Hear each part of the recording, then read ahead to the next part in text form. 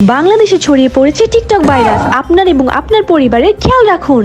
তাড়াতাড়ি করে দরজা জানলা যা আছে সবকিছু লাগিয়ে দেই। দরজা জানলা সবকিছু বন্ধ করে দিয়েছি, এখন টিকটক ভাইরাস ভুলে আমাদের বাসায় আসতে পারবে না। আরে এই শব্দ কোথা থেকে আসতেছে?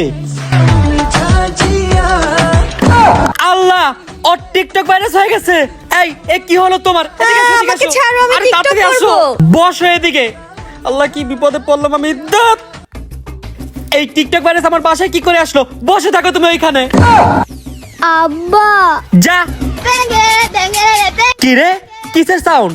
আরে এই শব্দ কই থেকে আইতাছে? আল্লাহ,